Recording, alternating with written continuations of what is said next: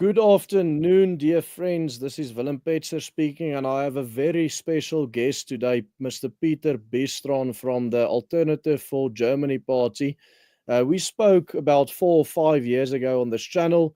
Back then, the Alternative for Germany was quite a small party within Germany, but now they have grown to be the second largest party inside Germany with the last German election, where they took away 20% of the votes, with the largest party, the Christian Democratic Union, taking away only 28% of the vote. So their influence within Germany have grown significantly since I last talked to Peter. As I said, Peter is a member of the European Parliament representing Germany in the European Parliament for the Alternative for Germany party. And we'll have some discussions about his party and also about their stance on South Africa and what he predicts the future for South Africa's relations with Germany will be in the near future.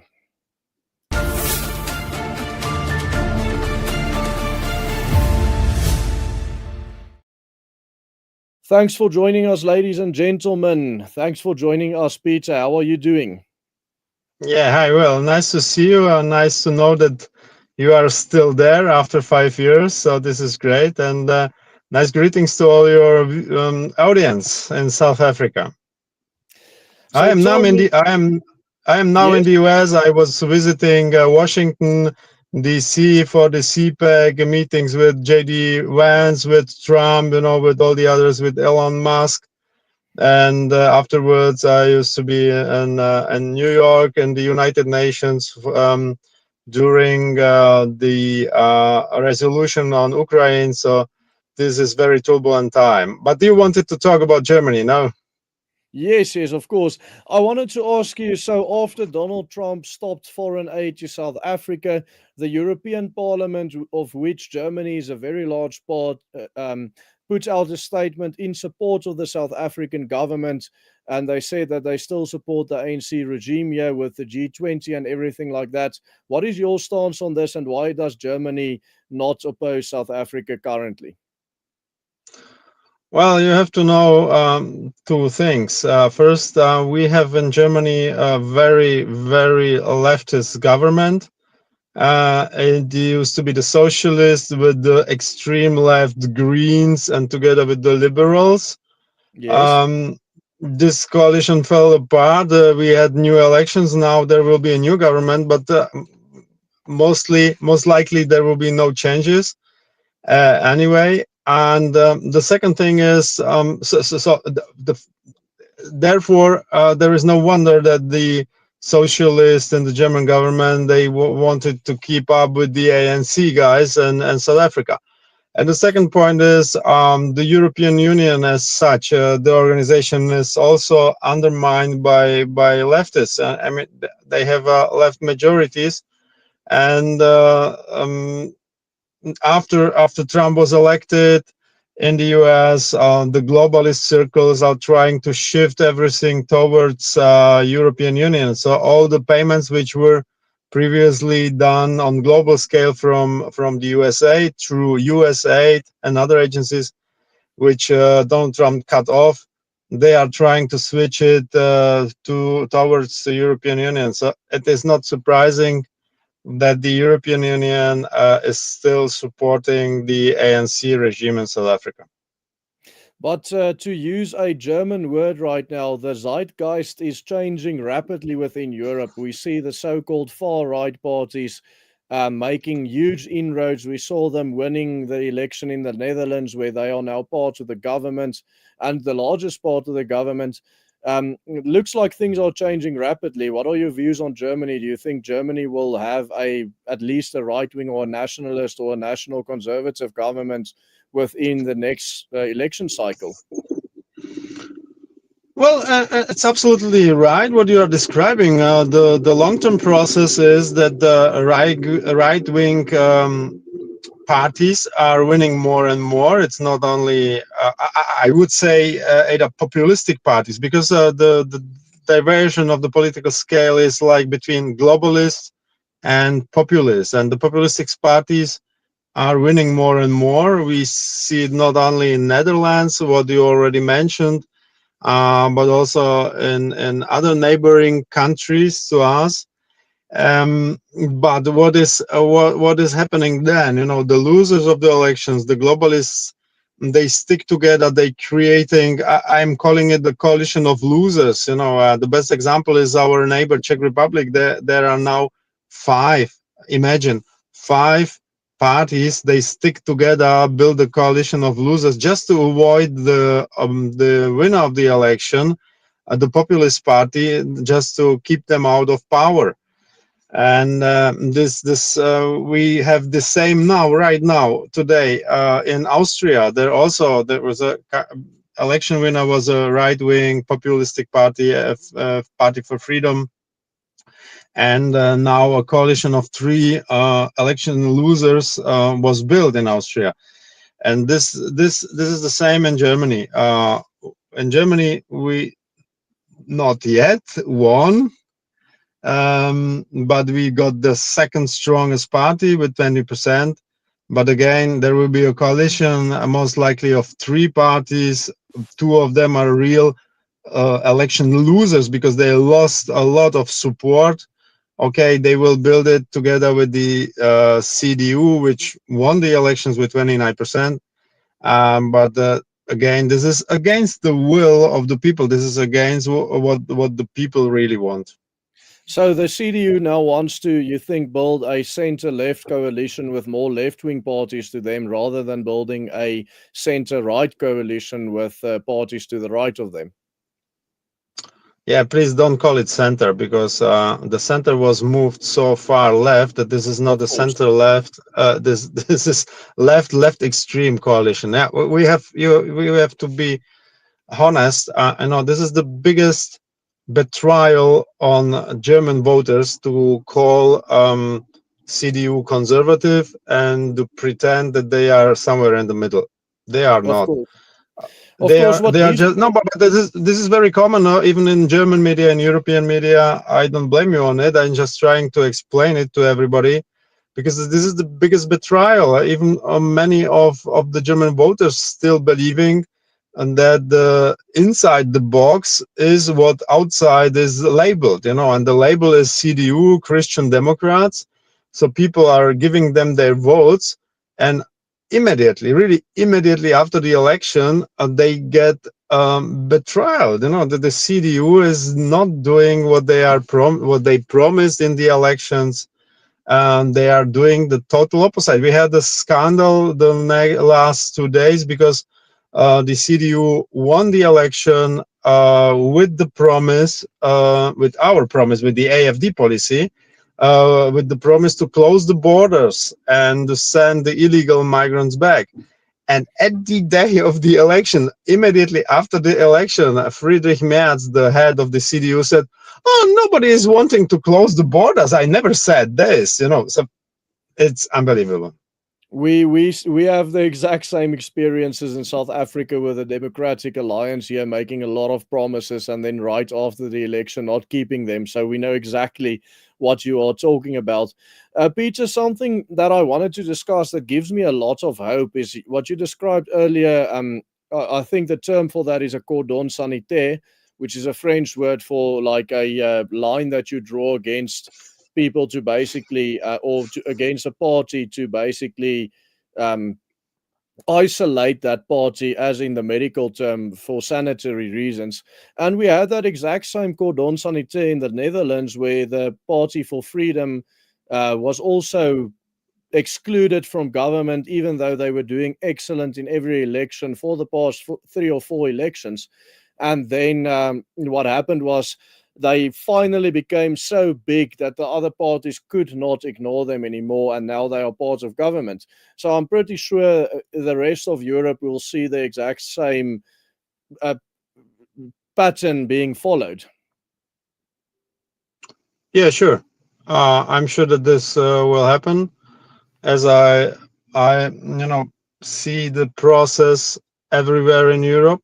The populistic parties are getting stronger and stronger, and it's just a question of time. You have the same what happened in the Netherlands, happened in Austria.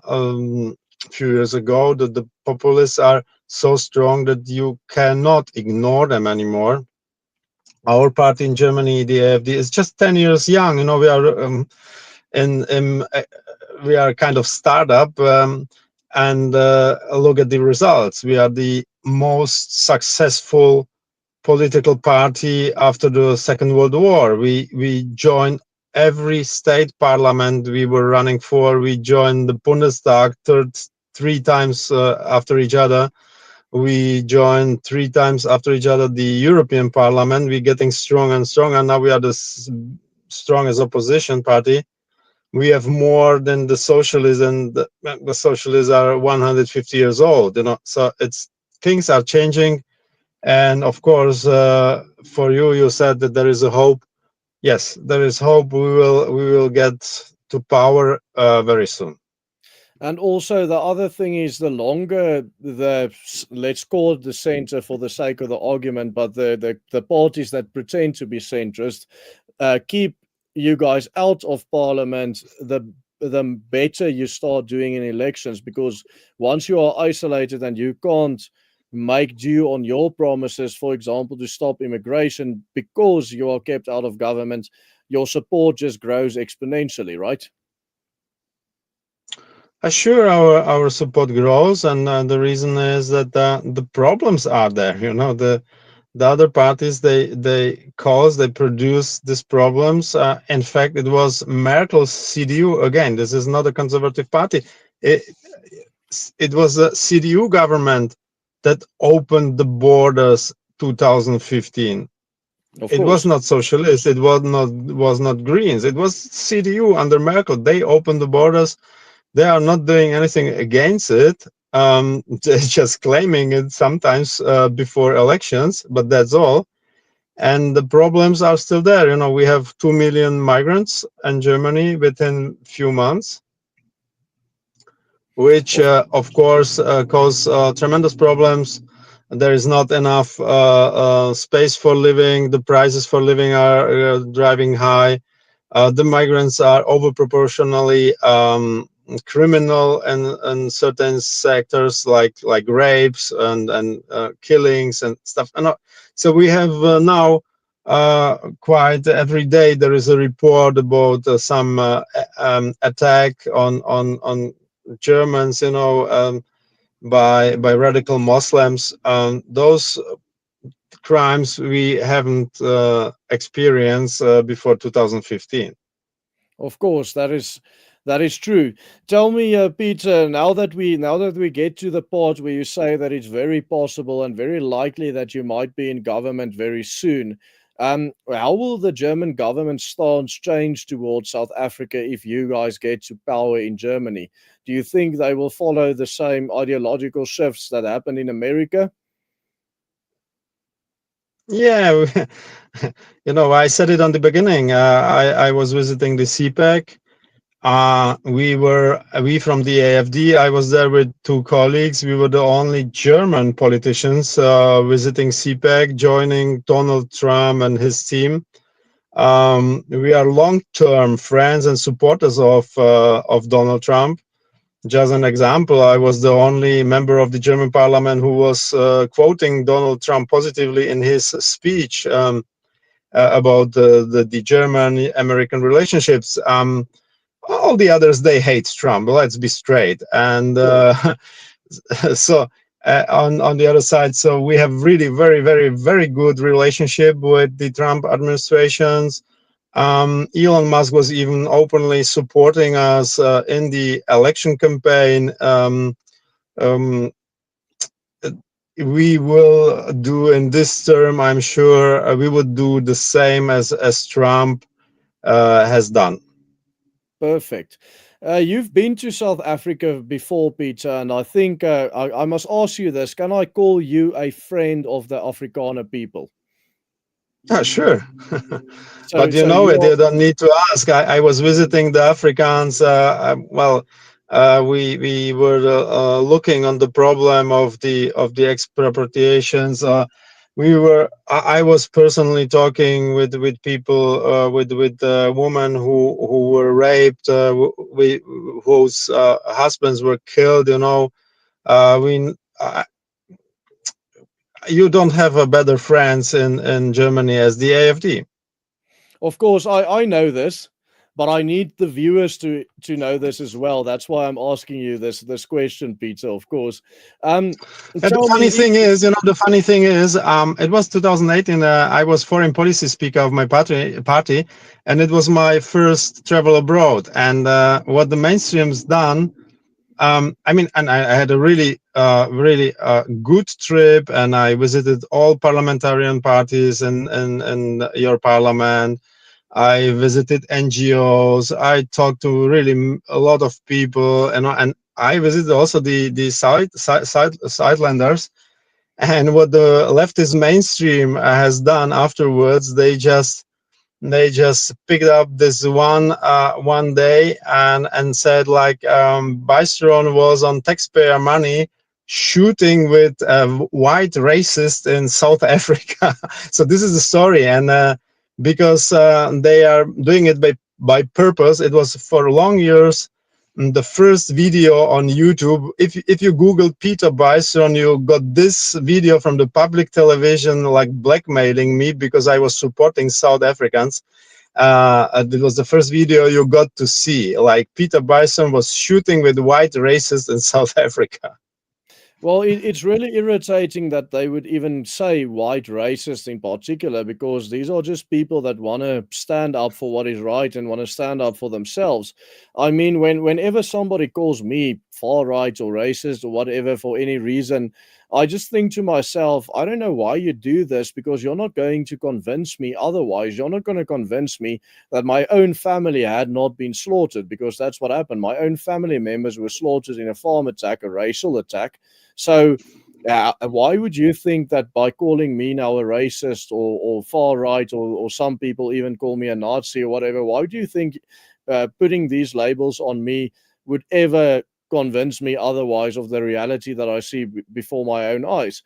And I think also, when I spoke these terms like far right, for example, I do not believe you to be far right. Let's get that clear. It's just the far right is the term that is laid upon you by the mainstream media. But as you said, the center have shifted so far to the left that what is now considered far right would have been center right maybe 40, 50 years ago. Speaking in American terms, of course, not German terms. But Oh, the in German reality of terms, no. Listen. We have a proof of this, done even by a society which belongs to the CDU. So this is their own research, and they yes, they have done some research on the left-right political scale. Where is the AfD standing?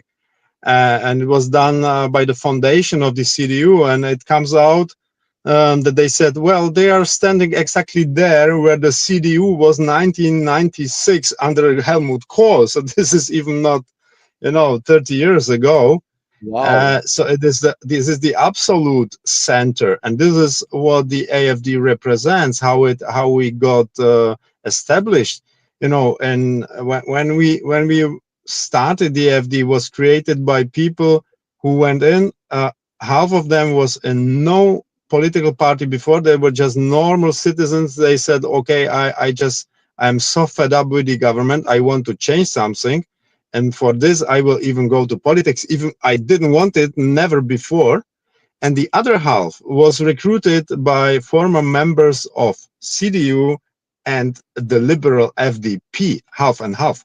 So this is a truly center party, and we are getting blamed like right extremists, but nobody is taking care anymore. It is so over the top, Of course. that more and more people are not believing it, because you get the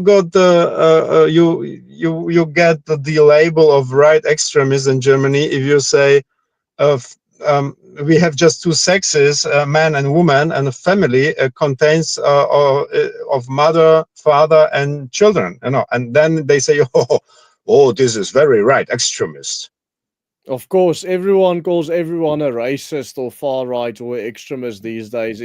The all of these labels and all of these terms have, in my opinion, lost all meaning, and I think the public is starting to see through all of these labels. Definitely, Sure, they do. Yeah. And the results, the election results are showing it clearly. Peter. The last topic I want to discuss with you is something. It's a term that I've been speaking about a lot with many European countries that I've had connections with, as well as with America, and this is the term the South Africanization of the West. Now, would you say, if you look at Germany today and what's happening there, can you draw the parallels between South Africa today, or South Africa maybe even in the 90s, and what is happening there in Germany today? And would you say that Germany is moving in the same direction that South Africa had been moving in since the 90s, and is in big trouble or in big danger to end up where South Africa is today?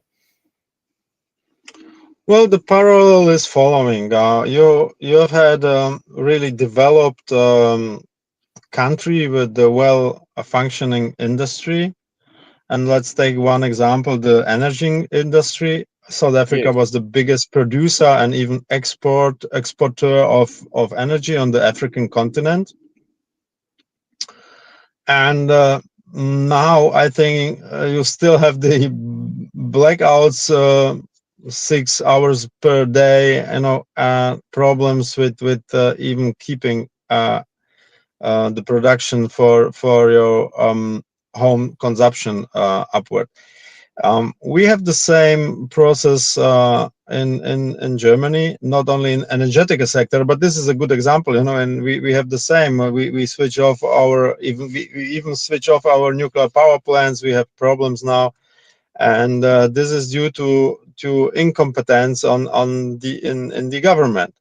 Of course, the reasons for the incompetence are different in South Africa and in Germany, but the result is the same. And the of second, course. I don't know if it's a parallel, but we have in Germany, it's due to the migration which is coming from outside. We have more and more Muslims in the country. We have more and more violence in daily life, which was never normal, but now it's becoming normal. We are, the ordinary Germans have to change their lives. I was just before we started the interview, I was looking in the news from Germany, and there is the news that the I don't know if you know it, the carnival and the very famous carnival in Köln is under threat of Islamic attacks. There are fashion celebrities for children in Bavaria were just rejected because of potential attacks. Um, just 1 week before election in my hometown in Munich, in the street where I am living, radical Islamists killed two people, one child, 2 years old, and its mother, and he injured more than 30 others by attacks. So this is what we are experiencing now, day by day. Of course, and I would definitely say that is a parallel because if I look at the problems we are having, the crime that you are describing right now is most definitely the worst of all of it. For example, the energy crisis that you described.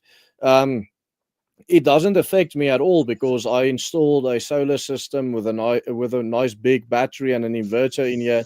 And on most days, unless it's raining the entire day, I can have power the entire day because of the system. And I think a lot of people are moving around all of the problems that are being created by the ANC, especially on that level. Uh, I've used this term before. We are basically a first world people living inside a third world country, and we are creating our own first world country within this third world country. But the problem that we are seeing because of this is that the envy from the masses that elected the ANC just increases exponentially. If you look at the private security industry, for example, our police are useless So we have our own private security firms patrolling the streets and preventing crime. And the people on the outskirts that vote for the ANC, they don't have a private security company, so they are going much, they are experiencing the crime much worse than we are in the areas that are patrolled by private security. And that just builds on the envy, because they look at how we are living in this, or in these multiple first world enclaves that we have built for ourselves within this third world country, and they want to have what we have. And I think the exact same thing is happening in Germany, in the sense that all of these migrants that just come to Germany and get free handouts from the government, they are still envious of the German people, because the German people do have a better standard of living than them, because the German people are hardworking and they are specifically productive. And because these migrants are not as productive and are not making the same money as the Germans, and not having the same standard of living as the Germans, despite all of these government handouts, creates the exact same envy that we have here in South Africa. Yeah, well, that's true that the migrants are not so productive. It's true that most of them even not working. It's true that they are receiving transfers from the government, and it's true that even if they are working, this is a fantastic study by the IFO Institute in Munich. Says even if they work, they are always working in the lowest range of jobs. So even if they are working and paying taxes, in fact they are in the system, in the social system, they are not donors but the receivers. But what is different is that we cannot create like first, as you called it, first world surrounding in Germany. The consequences of the Germans are leaving the country. We have a big emigration since years, and in two how to say it, and two different parts. The first part is emigration of human capital, of people. People are leaving, are just running away to Switzerland, to Austria, to the USA.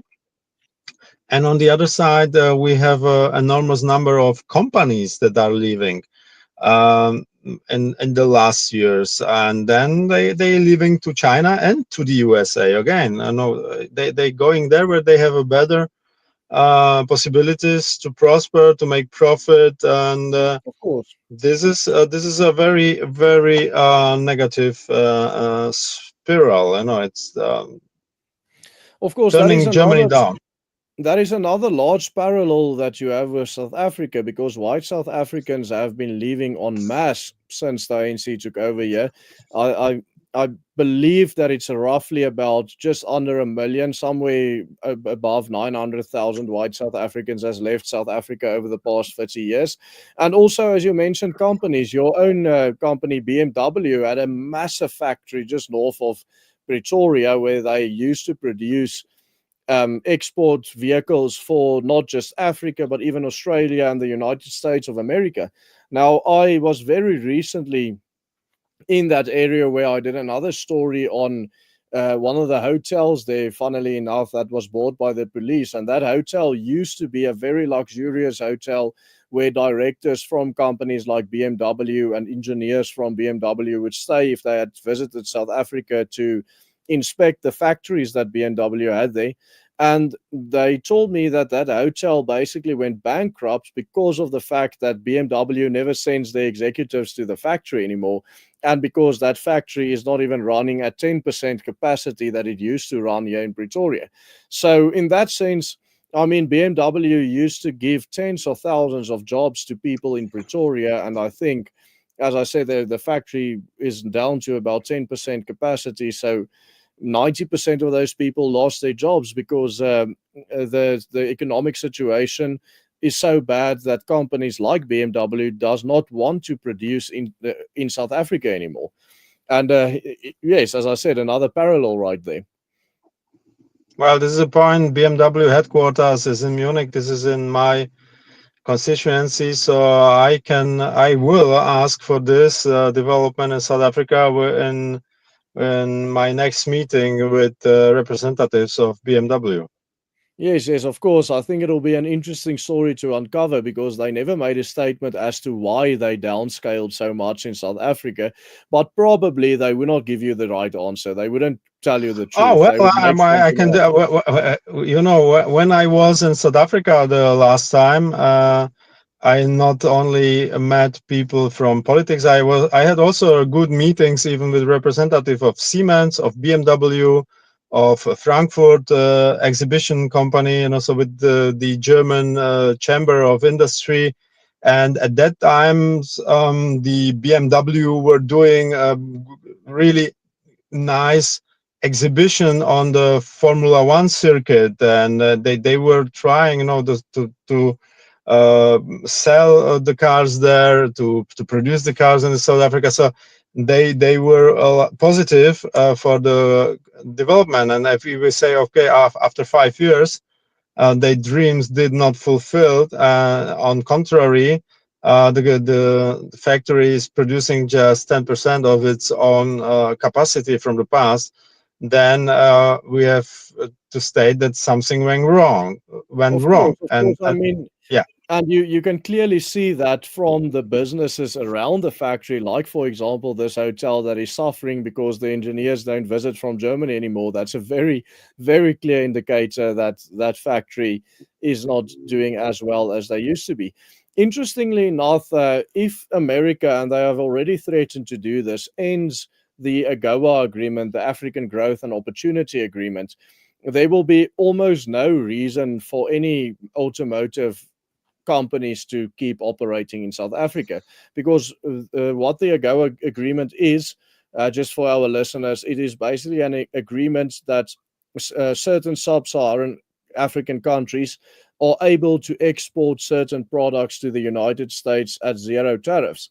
And the industry that had the big or that drew the most advantage from this trade agreement was the automotive industry. It's the vast majority of these exports under the zero tariff agreement are coming from the automotive industry. And I believe the biggest reason why many of these automotive companies are still operating in South Africa, like BMW and Mercedes Benz, that both come from Germany, as well as some Japanese manufacturers, etc., is because of this agreement. If the US scraps this agreement, I believe that most of these companies will just completely close their doors down in South Africa. That's possible. I believe so. Peter, thank you very much for coming onto our show. I see we just spoke for over half an hour. It's always great to Thank you very talk to much. you. And we It are was very nice to see hopeful. you. We are very hopeful that the AFD will come to power in Germany so that we can also have some friends in Germany like we have in the United States that are in power. But we thank you for everything that you have done already for us and for our situation.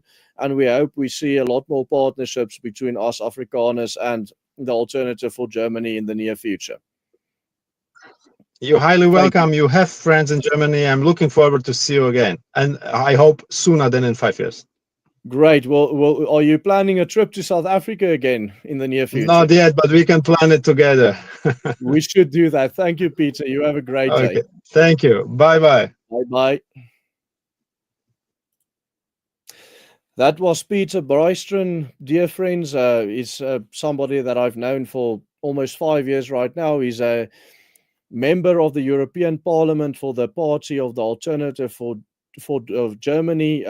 He represents Germany, of course, in the European Parliament, and we are happy that we have people like him who are friends of us in South Africa, specifically Afrikaners. But as we already discussed on this program, when we refer to Afrikaners, it's specifically within this sense of foreign policy and foreign relations, we are talking about South Africans in general that can identify as Afrikaners, South Africans from European descent, and so on and so forth. We are happy and we thank Peter for coming up onto the show, and we also thank every one of you for watching. Of course, as always, if you want to be kept aware of all the work the Willem Petzer group is doing, please send your name and surname to the number appearing on that screen, and we will add you to our WhatsApp groups and we will let you know of all the work we are doing. Be sure to also subscribe to this channel if you haven't yet. We do a lot of videos in your interest analysis, and we also do interviews like this with Peter here, the MEP. And I believe the information that we share on this channel is in everybody's interest. Thanks for watching. Goodbye, and God bless everyone of you.